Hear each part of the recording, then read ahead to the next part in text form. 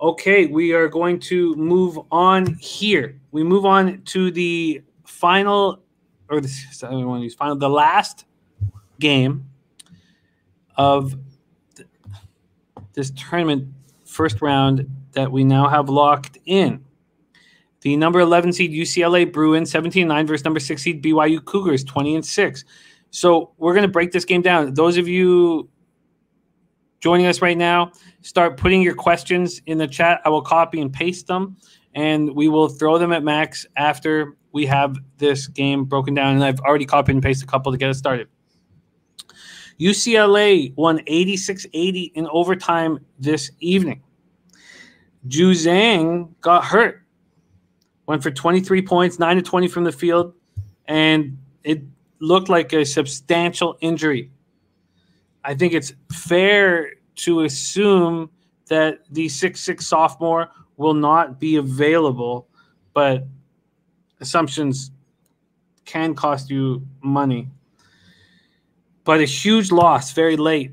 And I'm not sure exactly what happened. I was trying to check it. I don't know if he was under the basket. I'm not sure if he even got touched, but there was a player coming down. Jaquez Jr. played all 45 minutes, went 11 of 20 from the field, scored 27 points. They got 11 from Bernard, their point guard. Tyger Campbell, who Max talks about often here, is just 7 points, 4 assists. Of course, I should say of course, but 0 boards. 11 points from Riley, 6 boards. But they seem vulnerable if you take Ju Zhang out of that lineup. BYU had their 5-game winning streak snapped by Gonzaga in the West Coast Conference Final, 88-78. They led Gonzaga 53-41 at the half before falling apart in the second half. Senior guard Alex Barcelo leads the Cougars in scoring with 15.9 points per game. He has 4.7 rebounds and 4.5 assists. Senior guard Brandon Averette is next at 11.5 points, 3.7 assists.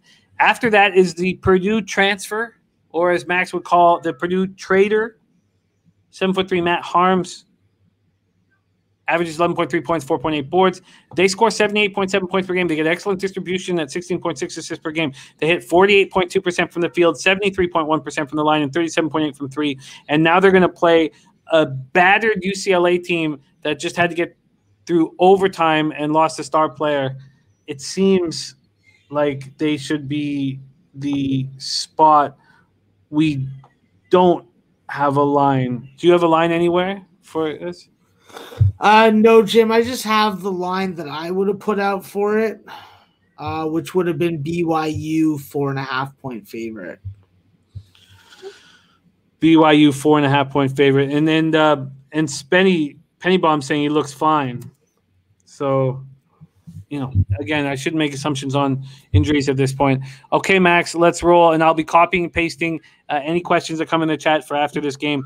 UCLA, BYU, take it away. Yeah, this is a real tough spot because obviously it's a Pac-12 school, guys, so obviously I want to take BYU just for principle.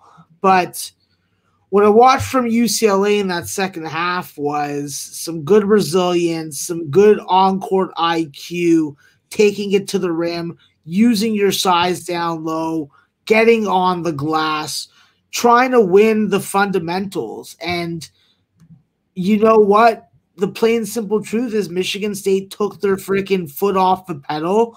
They got a little lackadaisic, and they paid for it. So I think that when I look at this game, I don't want to make any pregame bet on it right now. I think that when you look at BYU's ability to give and present a lot more capable size, when you're looking at Arms or Richard Hayward or Caleb Lohner, Gideon George, all these guys bring good size. So it's tough for me to make a call on it right now. Based off the number, if we see something in the 2.5 to 3 range, then I'd be willing to take BYU. But we're going to see one of these 11s do something. So I just don't know, to be quite frank with you.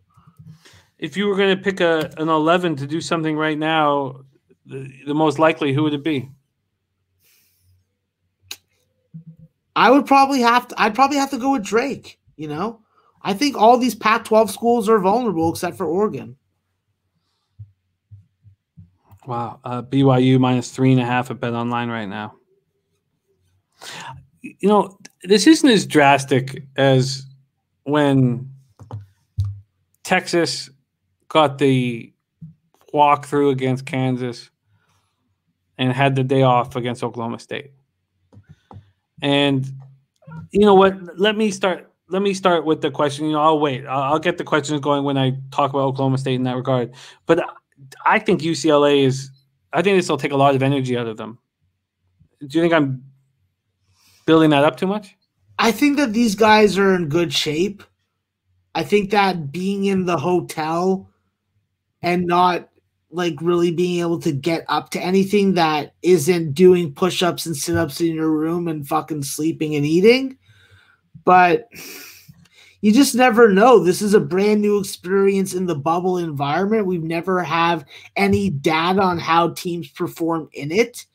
And even when these guys go on these non-conference tournament trips, they're not in their hotel rooms. They're enjoying the sights.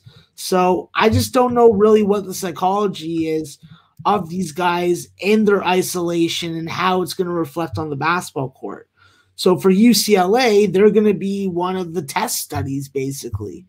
So I think that when you look at this game, my only advice would be with the line that I would put it at, I would take BYU. But what I'm going to do with this game is I'm going to watch the first half and I'm going to freaking bet the other side and bet for another tale of two halves. If UCLA gets out front, I'll definitely have confidence in BYU to make a comeback in the second half. Extremely interesting.